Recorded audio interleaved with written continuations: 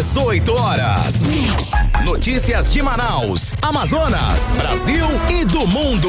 Agora na Mix. Legal, 6:02, você no melhor Mix do Brasil. Começando mais uma edição do programa 18 horas, hein? Vamos juntos até as 7. Eu, você e ela, Karime Leão. Fala, Carlão, boa noite. Karime. Muito boa noite para você sintonizado aqui com a gente. Já começo agradecendo a sua companhia, a sua audiência. É isso Legal. aí. Estamos juntos a partir de agora até as 7 da noite, aqui no 18 horas. Mix. É claro, hein, querido ouvinte, sempre contando com a sua participação aqui no programa 18 horas. Aciona aí o nosso WhatsApp, fique à vontade, é o 994887592. Vale também a sua participação para você que nos acompanha ao vivo pela live do YouTube. Manda a sua mensagem de texto e não esquece de seguir a gente nas redes sociais. Sim. No @18 horas news. Legal, anote aí 994887592. Participe. 18 horas. Olha aquele giro inicial no trânsito em Manaus, Karime. Vamos saber como é que está a volta para casa agora com o repórter André Meirelles. Boa noite, André. Trânsito. Muito boa noite para você, Karime, Carlão. Boa noite aos ouvintes aqui da 100.7. Vamos de trânsito agora pela Avenida Governador José Lindoso, a antiga Avenida das Torres. O trânsito segue com boa fluidez no cruzamento com a rua Abdon Gonçalves, né? E já na Avenida Altasmirim, na altura da rua Penetração 2, o movimento é mais intenso porque o trecho está carregado por conta do semáforo. E na Avenida do Turismo, nas proximidades do cemitério ali, o cenário do trânsito é bastante concorrido também pelo local, um trânsito moderado nesse momento. Daqui a pouco tem mais, Karime, Carlão. Obrigada pelas informações, André Meirelles. Legal, André, 6:03. 18 horas. Conferindo os destaques do programa 18 horas de hoje, 7 de setembro, marcado por reivindicações de trabalhadores cobrando o pagamento do governo do Amazonas. Cesta básica ficou mais barata em Manaus, registrou queda de mais de 2%. Crise na segurança, família é feita refém no bairro Japinha, em Manaus. E vamos acompanhar os destaques da edição especial do Som Manaus Passo a Passo 2025. Agora 6:04, juntos em até as 7, com esses e outros assuntos, conferindo os destaques desta segunda-feira, 8 de setembro de 2025. No ar para você mais uma edição do programa 18 horas, tudo isso aqui no melhor Mix do Brasil. 18 horas. Olha só, em fim de semana marcado por comemorações em homenagem ao dia 7 de setembro, com o tradicional desfile cívico no Sambódromo, mas também tivemos reivindicações de servidores do Estado cobrando pagamentos e atitudes de gestão de Wilson Lima. Exatamente, Carlão. Uma delas foi inclusive dos professores e trabalhadores da educação do Estado. Eles foram para as ruas cobrar reajuste salarial atrasado e valorização profissional do governo Wilson Lima. Olha, o 7 de setembro também foi dia de reivindicação dos profissionais da saúde. O pessoal do movimento Todos pela Saúde, foi para as ruas e entre as reivindicações está o pagamento do piso salarial. E para falar mais sobre essa situação dos profissionais da saúde do estado do Amazonas, vamos conversar agora com o enfermeiro Denilson Vilar. Ele é líder do movimento Todos pela Saúde. Boa noite, seja bem-vindo ao 18 horas, tudo bem? Karine, de antemão, mais uma vez, gratidão pela Rádio Mix, pelo 18 horas, em estar dando voz e vez ao profissional de saúde que nesse momento se encontra esquecido. Esquecido pela mídia, esquecido pelo Tribunal de Contas, esquecido pelos deputados, esquecidos pelos sindicatos, pelos conselhos de enfermagem, entre outros, pelo Conselho de Enfermagem, entre outros, que lamentavelmente são coisas absurdas que vêm acontecendo na saúde pública, além das agressões que os profissionais correm nas unidades de saúde por conta do descaso do poder público, como se o profissional tivesse culpa da situação e da estrutura. Quais foram, então, as principais pautas dessa reivindicação que aconteceu no domingo? A gente tem uma dificuldade imensa para unir os trabalhadores em prol dessas reivindicações, porque o trabalhador trabalha 24 horas por dia, 365 dias por ano para poder ter um salário digno.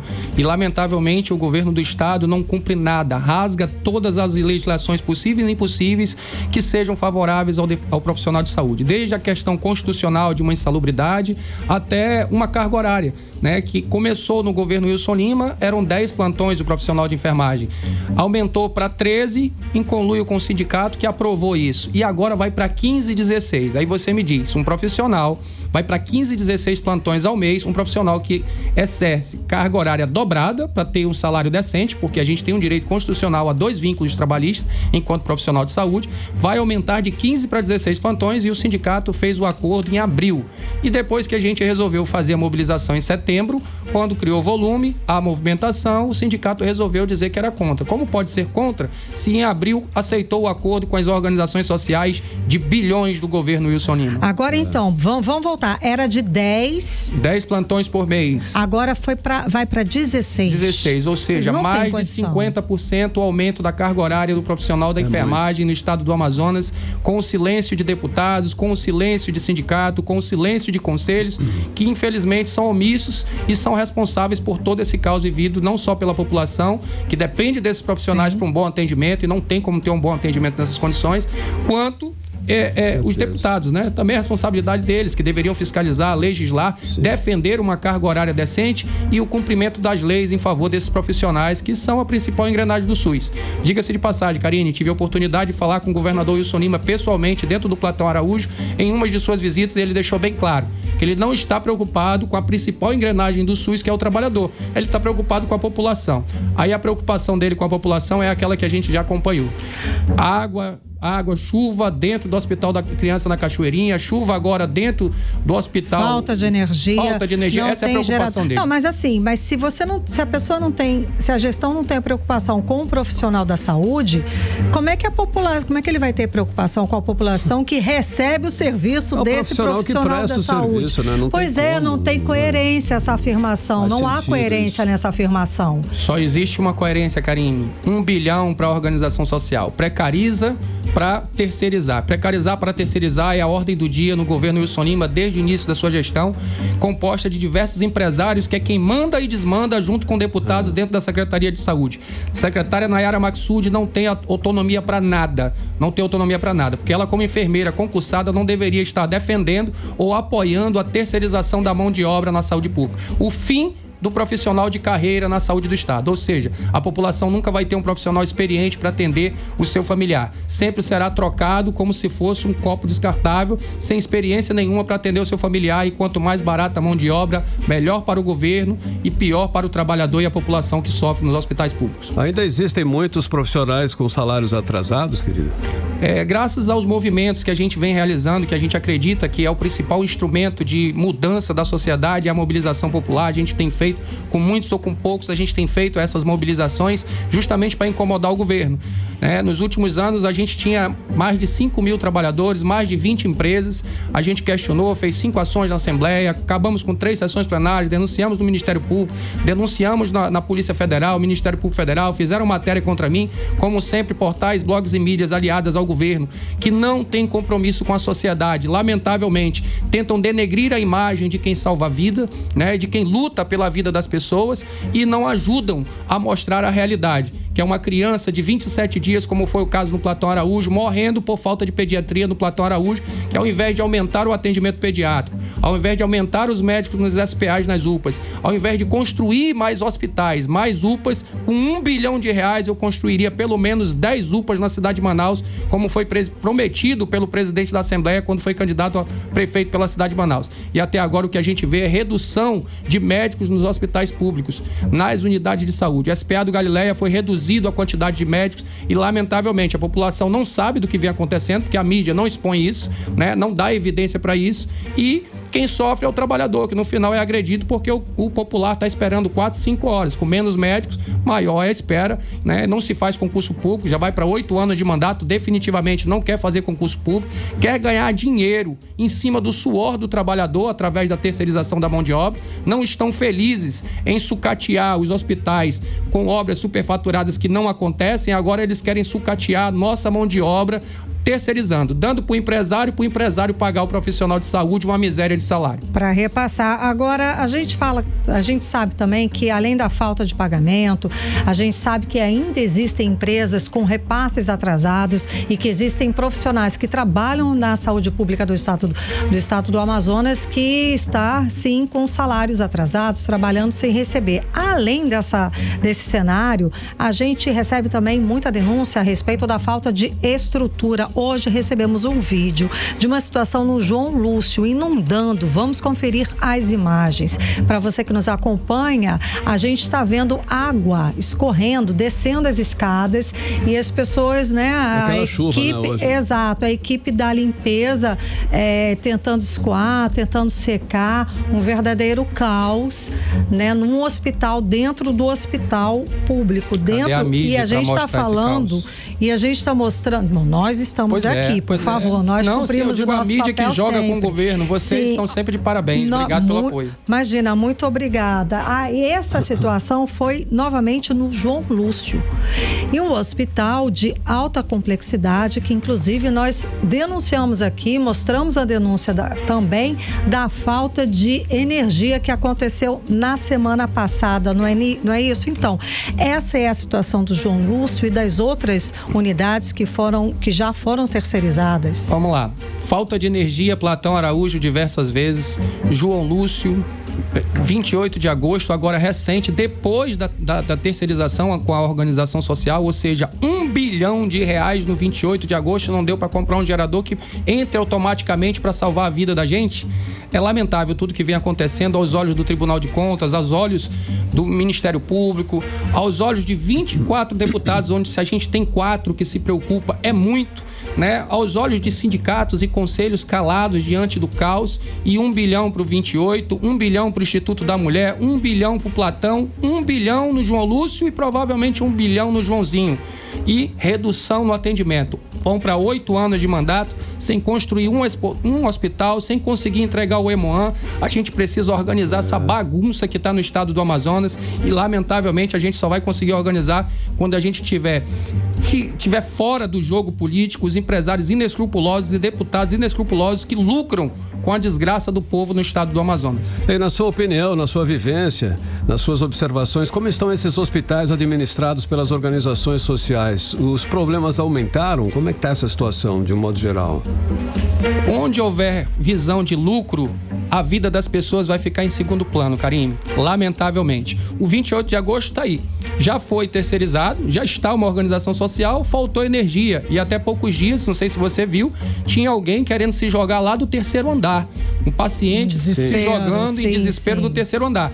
E o que a gente quer é que a publicidade que seja dada à população é que o caos está instalado e não é culpa do profissional, que no final é agredido, porque portais, blogs e mídias aliados ao governo, que recebe junto ao governo, são muitos. E não dão evidência para esse caos, dão evidência para um caso isolado de um médico com uma enfermeira, dão evidência de um caso isolado, de um erro médico ou de um erro de um profissional de saúde que não sai de casa para matar ninguém, não sai de casa para fazer orgia no hospital público. A gente sai de casa para salvar vidas em maioria, mas existem casos isolados e em todos os setores da sociedade existem falhas. Nós somos seres humanos, nós não somos super-heróis e muito menos mágico para salvar a vida sem um mínimo de estrutura adequada para a população. Para finalizar, Denilson, vocês conseguiram ser escutados pelo governo? Tiveram alguma reunião com a Secretaria de Saúde para que ela pudesse sinalizar de alguma forma como podem resolver as reivindicações? Que aí a gente já falou de falta de estrutura, pagamento dos direitos que já foram assegurados na Constituição. Vocês receberam algum feedback do governo? Através dos movimentos que a gente vem fazendo, a gente não consegue diálogo porque incomoda. Mas eles, por exemplo, a gente anunciou o movimento do 7 de setembro, ele anunciou que a partir de outubro vai pagar o plano de carreira dos estatutários, uma parte, e ano que vem, em 2026, vai pagar o restante. Tem 1 bilhão para uma organização social, mas não tem 1 bilhão para pagar o plano de carreira que existe desde 2009. Através dos movimentos que a gente realizou até aqui, a gente já conseguiu trazer o pagamento para mais de 5 mil profissionais, para mais de 20 empresas, reduziu hoje, tem um número menor, graças a esses movimentos. De pessoas que ainda não receberam. Isso, a gente ainda tem médicos, ainda tem serviços gerais, tem vigilantes, como é o caso da Locate. A gente ainda tem um certo problema grave, porque tem gente aí que morreu, dono de empresa, e não pagou, como é o caso da empresa MKN, foi assassinado no Planalto, o dono da empresa, e a gente tem maqueiro, tem administrativos que não receberam e não tem ninguém por eles. Onde estão os deputados? Onde estão esse povo? A gente precisa literalmente sentar para discutir a vida das pessoas. E a gente ter 24 deputados estaduais que não dão evidência para a questão da saúde, é lamentável. A gente tem sempre aqui o Wilker Barreto, o deputado, que sempre fala e entra é uma das defender. Poucas vozes que fala por nós. Infelizmente, tem o deputado Daniel Almeida, fez uma audiência pública. O deputado Daniel Almeida fez uma audiência pública onde não estavam presentes os outros deputados, inclusive a Comissão de Saúde não estava presente. Cadê a Comissão de Saúde para uma audiência pública sobre a organização social que assumiu 28 por 1 bilhão e deixou faltar energia? E tem gente se jogando lá do terceiro andar do 28 de agosto, do Instituto da Mulher. Onde estão os restantes deputados? O Wilker Barreto, só tem o Daniel Almeida, o Wilker Barreto. Cadê os outros? Onde estão? Que não dão evidência para a vida das pessoas. Denilson, para terminar, a pauta principal é essa, é a reivindicação de valorização profissional e de estrutura da saúde. O que o senhor falaria agora, nesse momento, para o governador Wilson Lima? Que cumpra as leis, que cumpra a Constituição, que seja contratado profissionais através de provas e títulos, através de concurso público, acabe com essa safadeza, não desculpa a expressão, Karime, safadeza no serviço público da saúde, com um empresário intermediando o salário de um profissional de saúde, desvalorizando. Nós temos na Prefeitura de Manaus enfermeiro ganhando de 8 a 12 mil, enquanto no governo do estado não ganha nem 5 mil o profissional de nível superior. E ainda querem aumentar a carga horária de 10 para 16 plantões através da terceirização e com menos gente para trabalhar. É lamentável tudo que a gente está vivendo na saúde pública, mas a gente vai ficar lutando, vai continuar lutando. E dia 8, Karime, eu peço desde já que você possa divulgar.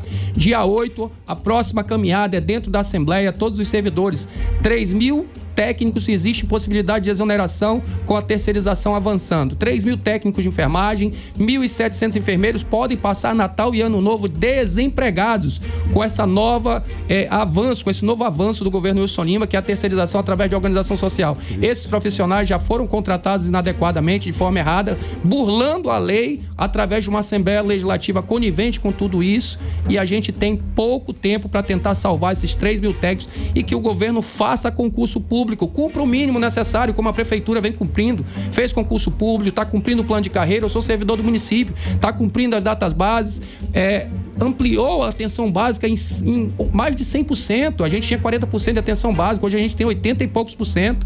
Quantos SPAs foram construídos na gestão do Wilson Lima? Quantos hospitais foram entregues? Sabemos que nenhum. Muitíssimo obrigada pela sua presença, conversando com a gente, expondo essa situação, essa realidade cruel da saúde pública aqui no estado do Amazonas. Muito obrigada. Obrigado vocês, Karime, por mais uma vez dar voz e vez ao profissional de saúde e à vida das pessoas no estado do Amazonas. Muitíssimo obrigada. Conversamos com o enfermeiro Denilson Vilar, ele que é líder do movimento Todos pela Saúde. 6h19, você no melhor mix do Brasil. 18 horas. Olha, falando agora do Sol Manaus Passo a Passo 2025, que movimentou o fim de semana aqui em Manaus. E teve tudo, teve alegria, dança e, é claro... Até gafe, né? Aquela foi triste, aquela realmente. foi triste, a bandeira do Pará, pisou na bola, gente. no dia da elevação. Que terrível, né? Bom, foi mal. Cara, tem que ter sempre uma gafe que é pra gente sair comentando, né? Vamos lá, a programação foi de grandes atrações, com shows, gastronomia, eventos culturais e até corrida teve esse ano, gente. A cada edição, é claro, o evento é aprimorado e erros apontam soluções para as próximas edições. O repórter André Meirelles acompanhou os 3 dias do evento e traz os destaques pra gente. Muito boa noite a todos. Olha, com mais de 20 atrações nacionais e mais de 2.000 artistas regionais, essa edição do festival foi a maior de todas. Teve de tudo: pop, sertanejo, rap, gospel, forró, MPB e música eletrônica, garantindo momentos inesquecíveis para o público manauara e os visitantes também de outros estados e até países. No primeiro dia, o palco Malcher já abriu aí com a atração nacional Simone Mendes, seguida de Bruno e Marrone, e para encerrar com muita energia do Calypso com Joelma. Enquanto isso, no palco Alfândega, o público gospel vibrou com Padre Alessandro, Eli Soares e Fernandinho. Na segunda noite, quem agitou o Malcher foi Ivete Sangalo, Pablo e Calcinha Preta. Do outro lado, no Alfândega, a festa foi com BK, Poesia Acústica e Xamã. E para fechar o festival, a última noite trouxe peso no Malcher: Péricles, Gustavo Lima, Xande Avião e encerrou com Ludmilla. Enquanto isso, no Alfândega, o público curtiu Paula Toller, MC Livinho e Dub Dogs. os shows aconteceram em 2 palcos às margens do Rio Negro. Mais de 3 mil artistas locais se apresentaram em diferentes pontos do complexo, transformando a noite numa verdadeira festa coletiva. Para o prefeito Davi Almeida, o Sou Manaus foi entregue com sucesso, cumprindo o objetivo de revitalizar o centro histórico e levar cultura, arte e alegria para toda a população. Já fica com gostinho de quero mais, hoje é despedida. Sinceramente, assim, um dever cumprido, sensação do dever cumprido. E eu tenho certeza que o público se agradou, o público aderiu, né, abraçou o Sou Manaus, e o Sou Manaus finaliza essa última noite com um sucesso retumbante. E além disso, lembra, teve aí pela primeira vez a corrida do Sou Manaus Passo a Passo 2025 em comemoração a esses 10 anos. Também teve um show de gastronomia, cultura geek e urbana. E já está confirmado, hein? O Sou Manaus Passo a Passo 2026. Vem aí, volto Legal. com vocês. Perfeito. Beleza, Agora vamos falar ao vivo com o repórter André Meirelles. Ele está na coletiva de imprensa. A Prefeitura está dando balanço com os números dessa edição 2025 do Sou Manaus Passo a Passo. Boa noite, André. Muito boa noite, Karime, Carlão. Boa noite você, ouvinte que nos acompanha aqui na 100.7. Isso mesmo, a gente acompanhou agora há pouco uma coletiva de imprensa que foi feita aqui no Mirante Lúcia Almeida, no centro da capital amazonense, onde o prefeito de Manaus, Davi Almeida, que inclusive está aqui comigo, trouxe esse balanço. Prefeito, então, quanto foram aí os 3 dias, né, de pessoas que estiveram aqui no local, também esse investimento, esse retorno aqui para a população manauara? Muito boa noite, tá? Karime, Carlão. Karime, Carlão, boa noite. Boa noite aos ouvintes da Mix, muito boa noite aos internautas. Foi a maior edição do Sou Manaus, né? 2025 superou todas as expectativas. Eu quero agradecer a cobertura da Mix, que nos ajudou muito. Essa divulgação, muitas rádios, muitas TVs locais, os blogs, os sites aqui ajudaram muito. E a gente chegou em 3 noites a um público circulante de 560 mil pessoas. Isso é o recorde que nós conseguimos bater. Foram mais de 100 mil pessoas a mais do que o ano passado. Então, a gente fica muito feliz porque nós fizemos aqui toda uma preparação, planejamento, a execução foi maravilhosa, perfeita. Fizemos uma pesquisa aqui durante as 3 noites do evento, deu 97,5% de aceitação, de aprovação, e isso demonstra que nós estamos preparados para esses grandes eventos. São Paulo pode, Rio de Janeiro pode, Fortaleza pode, Salvador pode, por que Manaus não pode? Hoje Manaus tem sim o maior festival de artes integradas do Brasil. Essa cidade que passou pelo que passou na pandemia, e agora a gente vira essa chave e mostra aí que o povo de Manaus é um povo ordeiro, que o povo de Manaus veio para se divertir. Nós não viemos aqui, não vimos nenhuma confusão, nenhuma briga, nenhum enfrentamento. O que nós tivemos aqui foi muita gente interessada em se divertir e saíram daqui com alegria e felicidade. Agora, prefeito, o que a gente pode falar em comparação ao ano passado, 2024, para o Sou Manaus, deste ano também em investimento, em retorno?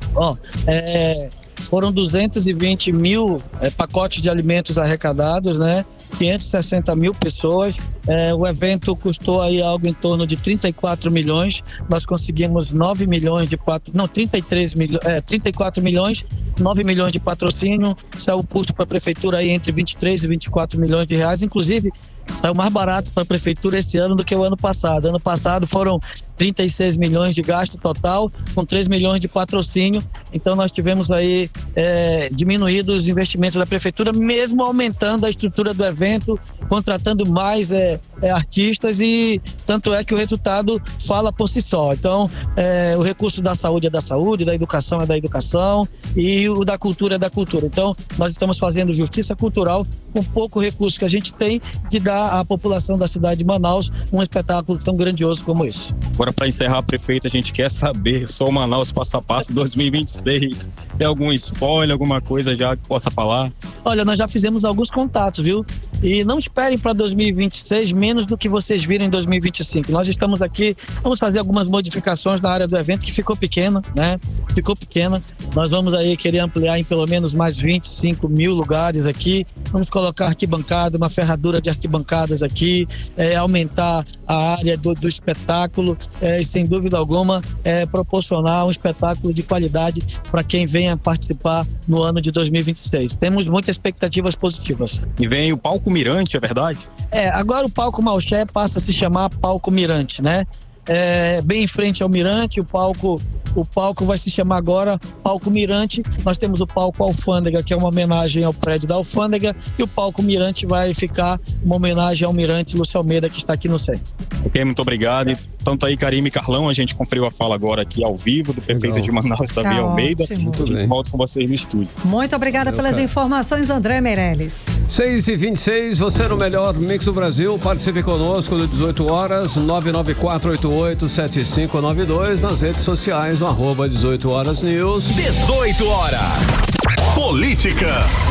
Vamos de política, Carlão, com Kennedy Paz e Nathalie Moraes com a gente aqui ao vivo no 18 horas. Boa noite, Nathalie. Então, o presidente Lula, ele vem aqui para Manaus amanhã, terça-feira, dia 9, para participar da inauguração do Centro de Cooperação Policial Internacional da Amazônia. Um marco para a segurança pública do Estado e, é claro, nacional. Não é isso, Nathalie? É isso mesmo. Boa noite para você, Karime, Carlão, e para todos os ouvintes que nos acompanham na noite dessa segunda-feira. Depois de muito tempo, de adiar muitas vezes essa vinda à nossa capital, o presidente Luiz Inácio Lula da Silva cumpre aí uma agenda dupla nesta terça-feira em Manaus. Karime, como você já adiantou, ele participa aí da inauguração do Centro de Cooperação Policial Internacional da Amazônia, que vai ter sede aqui na nossa capital, Manaus, e realmente deve ali atuar como espaço de articulação entre as forças de segurança aqui do nosso país, as forças armadas também de países vizinhos. A gente sabe, Karime, que a gente mora numa região, na verdade, muito difícil, né, de tríplice fronteira. A gente sabe que a nossa região, Carlão, muitas vezes serve de porta de entrada para entorpecentes que são escoados para todo o Brasil, para a Europa. E aí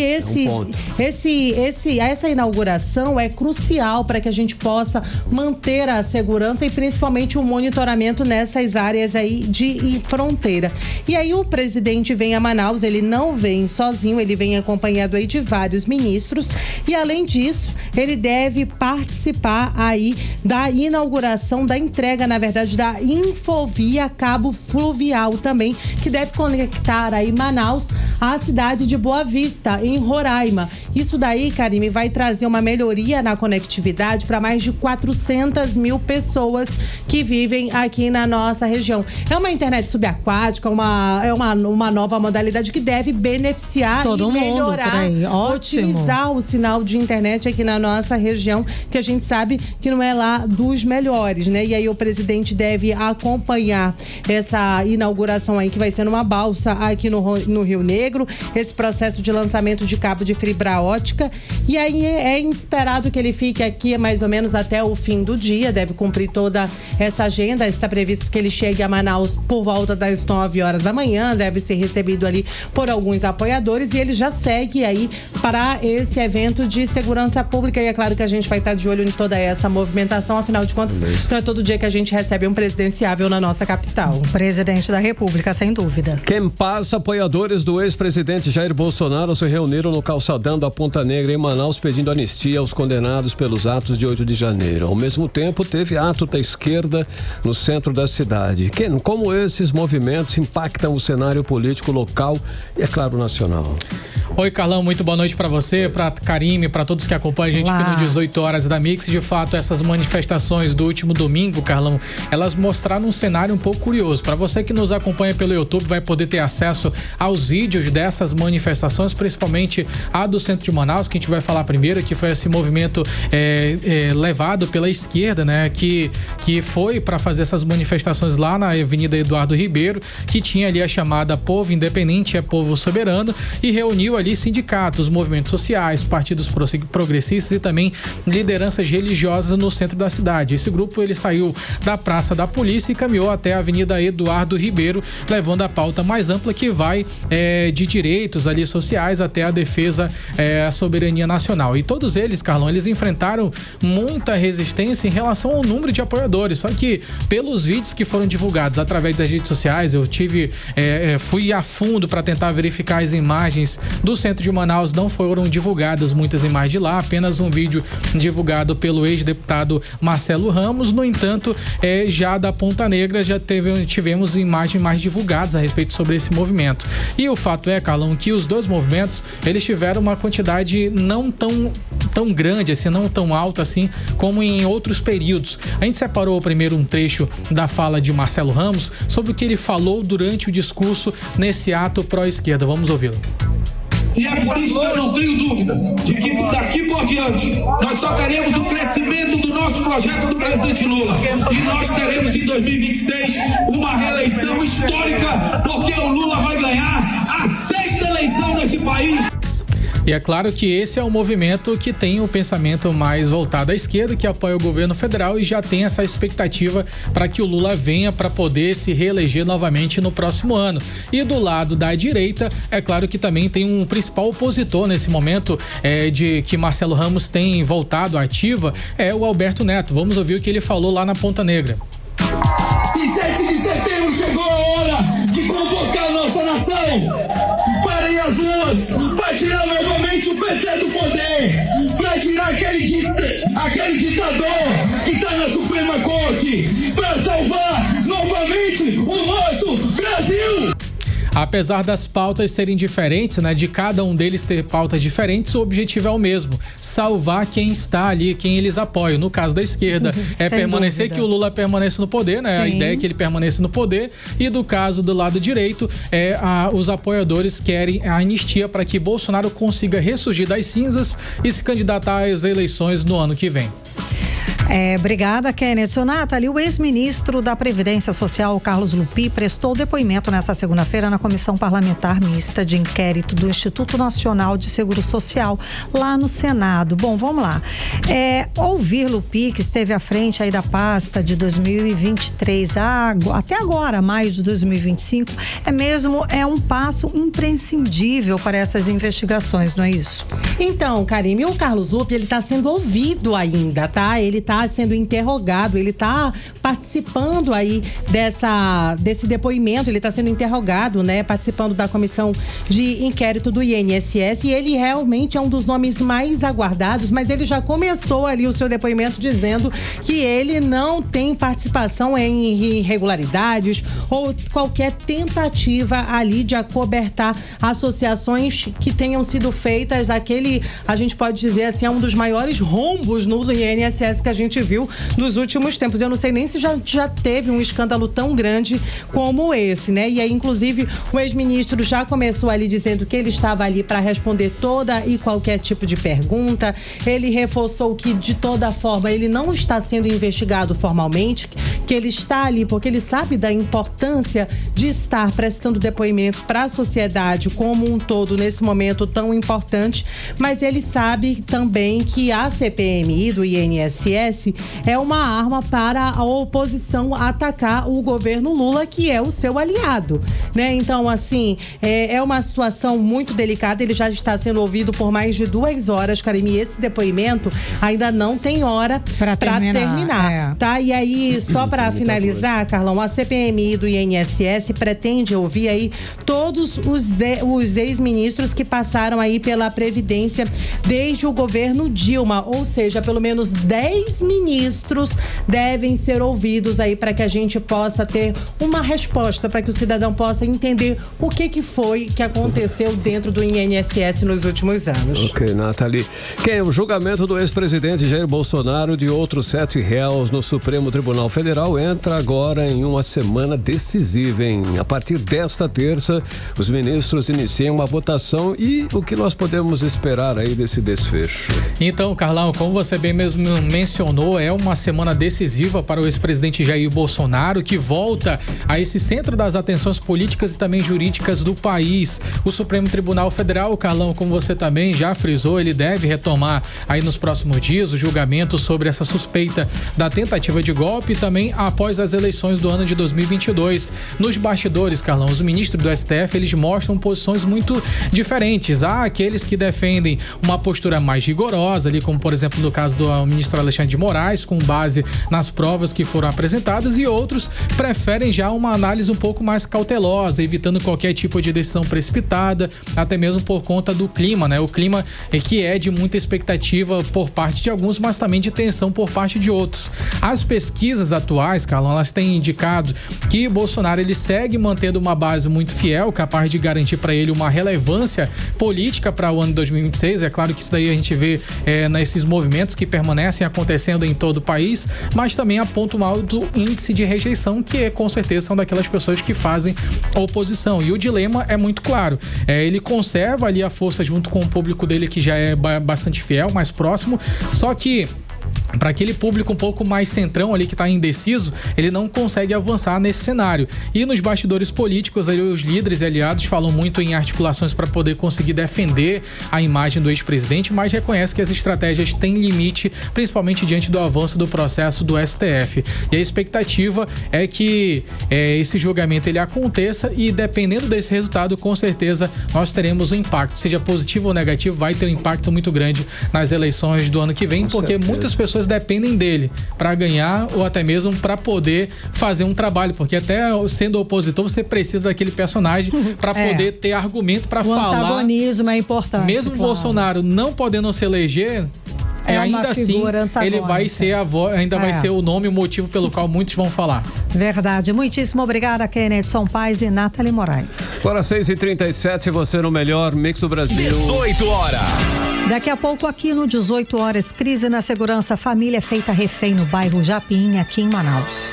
É o nosso assunto em instantes. Mix. Agora, previsão do tempo em tempo e temperatura, e hoje é com ela, Karime Leão. Previsão do tempo. Carlão, vamos lá. E abril de São Paulo, gente. Você acredita que eu fui ver Clima Tempo e abril de São Paulo? Vai chover lá em São Paulo? Será? Parece que sim, hein? Vamos abrir aqui. Ó, agora a sensação térmica aqui em Manaus é de 29 graus. O tempo continua nublado. 10% de previsão de chuva. Umidade relativa do ar de 84%. Vamos ver para amanhã. Boa.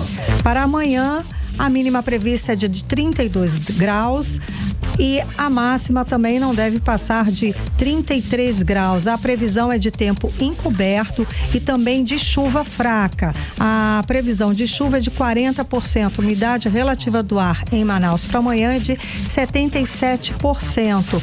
E a previsão é que a média da temperatura aqui na cidade de Manaus não ultrapasse a 32 graus.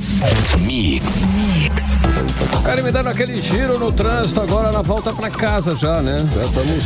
Vamos lá, vamos conversar de novo com o repórter André Meirelles. Como é que tá o movimento, André? Trânsito. Volta para casa mesmo, Karime, Carlão, boa noite mais uma vez para vocês, aos ouvintes. Na Avenida Caco Caminha, no cruzamento com a Avenida Brasil, o trânsito segue concorrido.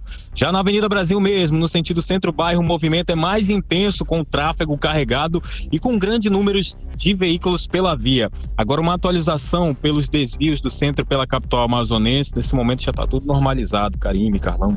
Tá ótimo, muito obrigada pelas informações, André Meirelles. É o André, 6h39, você no melhor Mix do Brasil. Mix. Olha só, um susto na zona leste de Manaus. Um galpão de materiais recicláveis pegou fogo na comunidade do bairro Valparaíso, no Jorge Teixeira. Segundo os moradores, o incêndio teria começado por volta das 5 da manhã desta segunda-feira e se propagou rapidamente. Exatamente, Carlão. Os moradores relataram que acordaram com uma fumaça densa que tomou conta da região. O corpo de bombeiros foi acionado e depois de 2 horas conseguiram controlar as chamas. Felizmente não houve feridos e até o momento não há informações confirmadas sobre o que provocou o incêndio. 6h40. 18 horas. Karime, ouvintes, a violência em Manaus virou agora rotina e só confirma a falência do sistema de segurança pública no Amazonas, infelizmente. Olha só, no bairro do Japim, uma família viveu momentos de terror ao ser surpreendida por um assaltante dentro da própria garagem. Carlão, o crime aconteceu na noite desse domingo. O casal e a filha chegavam em casa quando a mulher desceu do carro para fechar o portão. E foi nesse momento que o criminoso se aproximou e rendeu a família inteira. A repórter Nathalie Moraes acompanhou o caso e volta a conversar ao vivo com a gente. Ela tem mais detalhes a respeito de como é que foi essa situação. Então, Nathalie, como é que família conseguiu escapar desse sequestro? Como é que foi? Conta pra gente. Boa noite mais uma vez. Boa noite, Karime. Boa noite, Carlão. Boa noite aos ouvintes do programa 18 horas. Karime, as imagens que mostram essa ação do bandido, essa imagem realmente viralizou de forma muito rápida. Sim. Nas redes sociais. Ela foi divulgada, para quem nos acompanha através das redes sociais e pelo YouTube, vai conseguir conferir. Ela foi divulgada em uma página de comunitários ali do bairro do Japim, na zona sul de Manaus, mostrando toda a ação que foi registrada por volta das 9h40 da noite deste domingo, na zona sul de Manaus. Um criminoso armado entrou ali fazendo uma família de refém no momento em que eles estavam chegando em casa para estacionar o seu veículo. Inclusive, né, o motorista, ele tentou dar ré, ele deu ré no veículo, acabou derrubando parte do portão da casa na tentativa ali realmente de atingir o bandido para que ele desistisse daquela ação. Mas, Karime, Carlão e ouvintes, isso não foi o suficiente. A esposa e a filha soltaram ali do carro em pânico, correram ali na tentativa de buscar ajuda dentro de casa, mas elas estavam sozinhas, viram que não tinha o que fazer e o homem, Karime, Carlão e ouvintes, infelizmente acabou perdendo ali o seu bem, o seu veículo, que foi levado pelo criminoso. E aí, Karime, a gente tentou entrar em contato com a polícia para tentar entender o que pode ter sido feito. É o 1º Distrito Integrado Sim. de Polícia, que trabalha em regime de plantão durante os fins de semana, e eles disseram que a investigação corre em segredo. Certo. A única coisa que foi informada pra gente é que o veículo foi encontrado, mas em quais condições de como tudo isso foi encontrado, a polícia não Também passou não falou. mais informações. Mas esse, Karime, Carlão e ouvintes, é mais um caso que reforça pra gente o descaso da situação da gestão Wilson Lima quando a gente fala de segurança pública. São assaltos, roubos, furtos violentos que estão se multiplicando. Enquanto isso, o governo do estado permanece omisso. A gente ouve muito falar em sistema de monitoramento eletrônico, em paredão, mas a gente não vê polícia na rua. O cidadão não se vê mais protegido, né, Karine? A sensação de segurança não existe mais, pelo contrário, a gente anda com medo, a gente fica em casa com medo, ninguém tá segura, é a sensação que a gente tem. E os episódios mais recentes mostram que nem mesmo dentro de casa Pronto. As pessoas conseguem ter essa segurança, que foi exatamente o que aconteceu com essa família. Eu fui procurar entender quais são as falhas da atual certo. gestão, o que está acontecendo na segurança pública. Para isso, a gente vai ouvir agora a fala do Coronel Amadeu Soares, ele que é especialista em segurança pública. Vamos conferir. Essa ocorrência aí é a mais grave que nós avaliamos. E esse tipo de indivíduo que pratica esse tipo de crime deve sofrer a ação e a mão pesada da justiça em cima dele, porque esse crime aí de invadir uma residência e humilhar um pai de família na frente dos filhos e na frente da esposa, na minha opinião, é um dos crimes mais graves que nós temos no Código Penal. E demonstra claramente que essa estratégia, essa tentativa de estratégia do governo do Amazonas não está surtindo efeito prático nenhum na ponta, porque nós continuamos sem policiamento.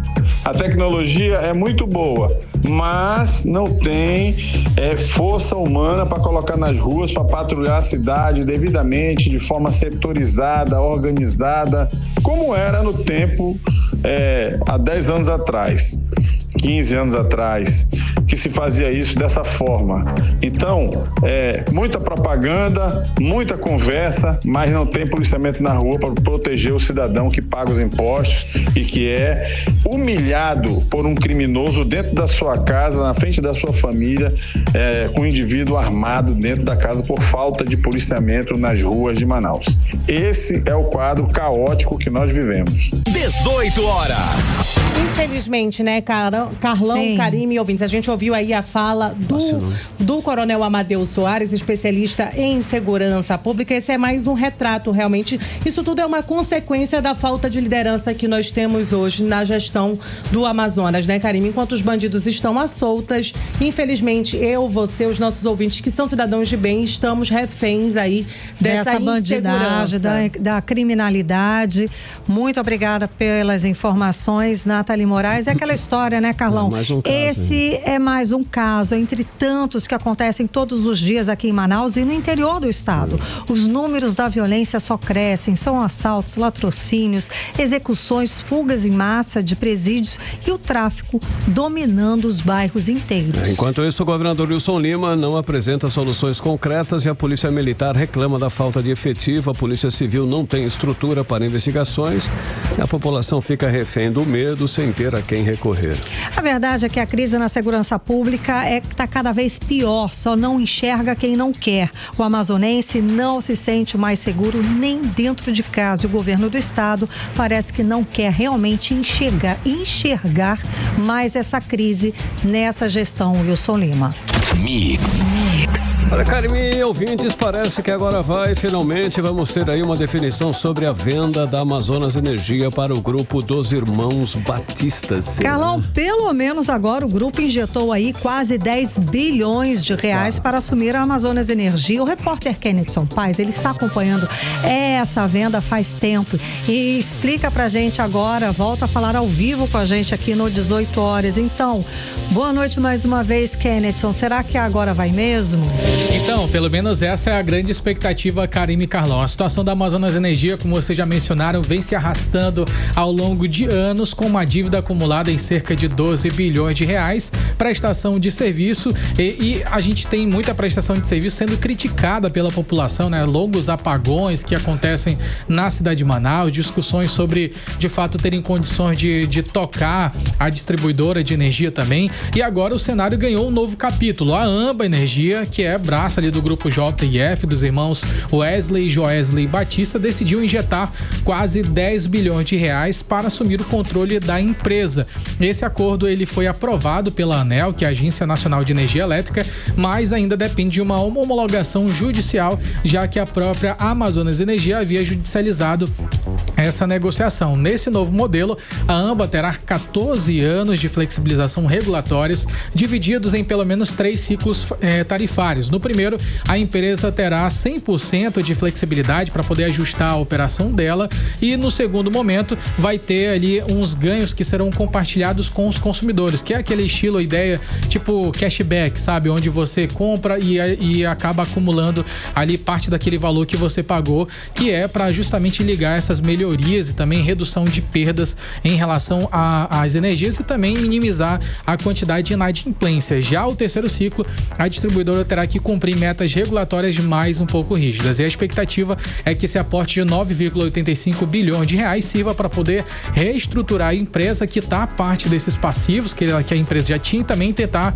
recuperar a credibilidade da empresa junto aos clientes, aos consumidores. E ao mesmo tempo, o grupo JF se posiciona como um novo player do mercado de distribuição de energia, avaliando até em comprar outras distribuidoras pelo país. Em resumo, a Amazonas Energia deve passar por uma transição bastante profunda e a entrada do grupo Batista traz ali pelo menos um fôlego financeiro e também um plano de gestão mais duro para poder desempenhar essa distribuidora de energia e facilitar a nossa vida aqui no estado do Amazonas. Bora ver se dessa vez vai. Né? Bora ver, a gente quer qualidade no serviço, não é verdade? Muito obrigada pelas informações, Kennedson Paz. Valeu, Ken, 6h49, você no melhor mix do Brasil. 18 horas. Olha só aí, atenção, você que ainda está endividado, começa amanhã uma ação emergencial da Serasa para os consumidores negociarem aí dívidas com até 99% de descontos. Olha aí, Carlão, dessa vez a ação acontece nas agências dos Correios em todo o Brasil e na plataforma Serasa Limpa Nome.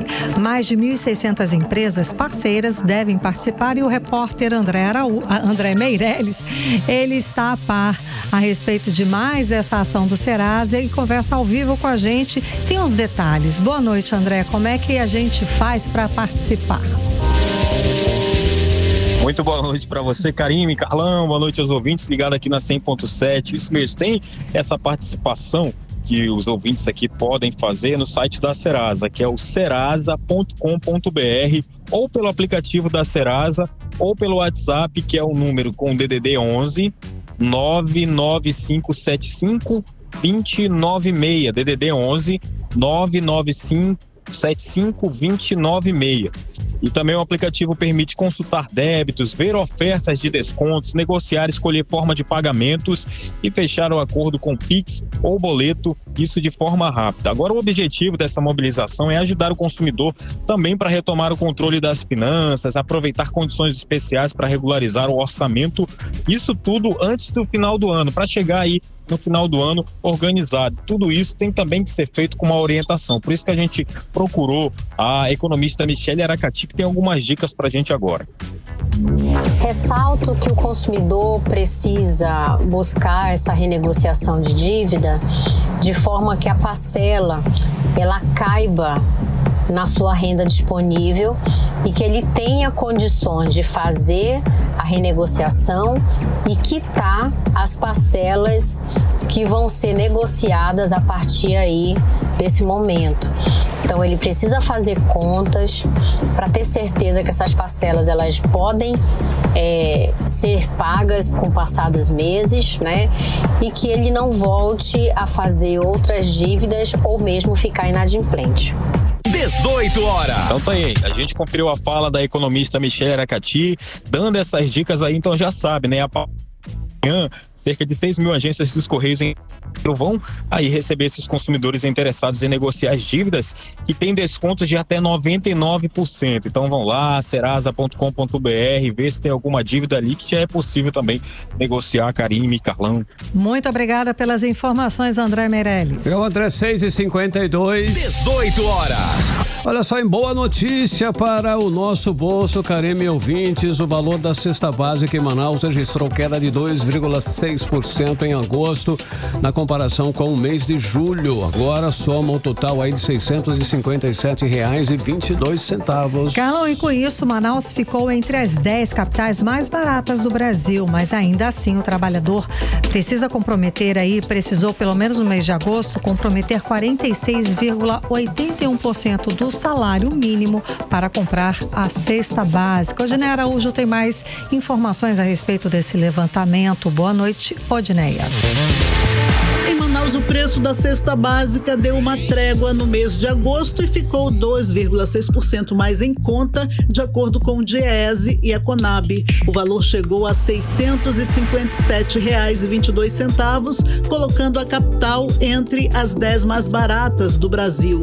Na prática, o trabalhador que recebe um salário mínimo precisou destinar 46,8% da renda, ou seja, quase metade do que ganha, só para garantir os alimentos básicos, mas mesmo assim o alívio foi real. Em julho, essa fatia era ainda maior, de 48%, por exemplo. A boa notícia vem principalmente da queda no preço de 9 dos 12 produtos da cesta. O destaque vai para o tomate, que caiu mais de 8%, seguido do açúcar, da banana e do arroz. Só o óleo de soja e a carne tiveram aumento, mas bem pequeno. De acordo com a presidente do Conselho Regional de Economia, Michele Aracati, o valor da cesta básica no Amazonas leva em consideração a sazonalidade de alguns produtos. Isso reflete na quantidade do produto que está disponível para ser consumido pela população. Então, no período da safra, eu tenho um excesso de oferta, consequentemente, um preço menor. Quando eu tenho um produto que está fora da safra, eu tenho uma escassez de oferta desse produto e, consequentemente, um preço mais elevado. Para os próximos meses, a previsão é de que alguns produtos se mantenham com preço mais baixo, segundo a presidente do Corecon, Michele Aracati. Acreditamos que para os próximos meses, essa realidade ela permaneça e que nós vamos ter uma cesta básica com um preço assim muito próximo do que foi registrado registrado neste mês. Vale ressaltar também a necessidade do consumidor pesquisar preço, porque o valor da cesta básica apresentado pelo Diese é uma estimativa do preço do produto que foi registrado naquele dia em que eles fizeram a pesquisa. E nós sabemos que de um dia para o outro, de um estabelecimento comercial para o outro, nós temos uma diferença muito grande no preço dos produtos. Comparando o tempo de trabalho, quem ganha um salário mínimo precisou de 98 horas e 15 minutos para pagar a cesta básica em agosto, quase 2 horas a menos do que em julho. No cenário nacional, São Paulo continua liderando com a cesta mais cara, ultrapassando os R$850. Já no Nordeste, cidades como Aracaju, Maceió e Salvador têm os menores custos do país. Mesmo com essa queda em Manaus, o Diese lembra, para sustentar uma família de 4 pessoas com dignidade, o salário mínimo ideal teria que ser de R$7.147, quase 5 vezes mais que o valor atual. Volto com vocês. Muito obrigada pelas informações, Odinei Araújo. É aquela história, né, Carlão? Sim. A gente tem que pesquisar preço. Não adianta sair comprando em qualquer lugar. Pesquisar, essa é a alternativa para a gente economizar mesmo. Dá para economizar realmente. Pesquisando, você consegue bons preços. 6h56, você no melhor Mix do Brasil. 18 horas. Esporte. Então, vamos ao nosso giro esportivo. Minha amiga Karime Leão, o clima é de decisão. O professor Carlos Ancelotti comandou o treino da seleção brasileira antes do duelo contra a Bolívia pelas eliminatórias da Copa de 2026. O italiano resolveu mexer no baralho agora, hein? Na defesa, Fabrício, Bruno e Alexandro. No meio, Andrei Santos no lugar do suspenso Casemiro, e Paquetá pode ser mantido. No ataque, Richarlison foi testado no lugar do João Pedro, e Luiz Henrique briga por espaço com Martinelli e Esteban. Carlão, e tem novidade. Até Andréas Pereira, do Palmeiras, foi chamado para entrar no lugar de Caio Jorge, que foi cortado por lesão. O Brasil já está classificado em segundo lugar com 28 pontos e enfrenta a Bolívia, que ainda sonha com repescagem. A bola vai rolar na terça-feira, às 7h30 da noite. Olha só, mas não é só de futebol que vivemos, não é isso, Karime, ouvintes? A seleção feminina de vôlei, olha só, garantiu o bronze no Mundial. O vôlei nosso, ele também é muito fera. Vitória emocionante por 3-2 contra o Japão. Gabi, a ponteira, simplesmente destruiu, 35 pontos na conta. Bloqueio funcionando com Júlia Coates, Diana e Rosa Maria. Foi um sufoco total, mas o Brasil subiu no pódio, Karime Leão. É o que importa, né, Carlão? Sem Bom, dúvida. Show de bola quer dizer show de vôlei, Carlão. Mas boa. Quem não está numa fase boa é o Amazonas, tá? A nossa onça pitada perdeu mais uma na Série B, 3-1 pro Remo no Carlos Amit. Pedro Rocha fez 2, Marrone completou e Luan Silva só diminuiu por Aurinegro. Segunda derrota seguida, e a luta contra o rebaixamento fica mais tensa. E tem gringo voltando feliz pro Brasil. O Arrascaeta do Flamengo foi liberado da última partida do Uruguai nas eliminatórias e já está de volta ao ninho do Urubu. Contra o Peru, deixou boa impressão na vitória por 3-0 e chega agora com moral pro time de Felipe Luiz. E pra fechar, Carlão, tem boxe na parada, hein? Escuta, a luta principal agora é a Celino Popó, campeão mundial de boxe, contra Vanderlei Silva, gente. O encontro é dia 27 de setembro em São Paulo. Promessa de muita adrenalina no ringue. 6h59 já, hein? 18 horas. Tá naquele giro final no trânsito, Karime. Vamos lá, vamos falar com o repórter André Meirelles. André Meirelles, conta pra gente como é que está. Volta pra casa.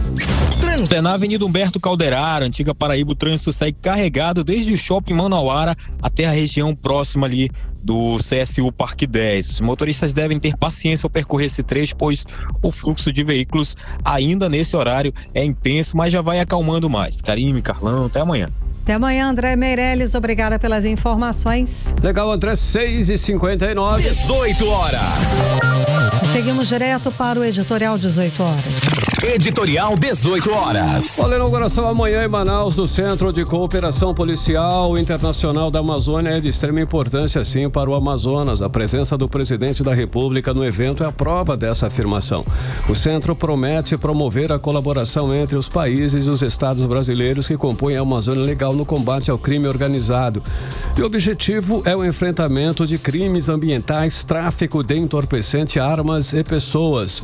Policiais de outros países começaram a chegar a Manaus ainda neste mês. A estrutura do centro inclui serviços de inteligência, divisões de operações e logística, sala de vídeo monitoramento, gabinete de crise, sala de imprensa. E espera-se deve receber os recursos necessários para o seu bom funcionamento. Será um reforço às forças de segurança da Amazônia, onde a questão da segurança pública está entre as principais preocupações da população. O aumento do combate ao crime organizado é urgente para que o Brasil não se torne definitivamente um narco-estado. Não há como esconder que hoje parte importante da população na Amazônia já vive à mercê do crime organizado. E é preciso sim que as autoridades deem prioridade total contra esse mal que amedronta e escraviza nossa sociedade. 18 horas. 7-1, Karime, boa noite. Boa noite, um beijo, até amanhã. Você ouviu 18 horas. As notícias do Brasil e do mundo. De volta amanhã.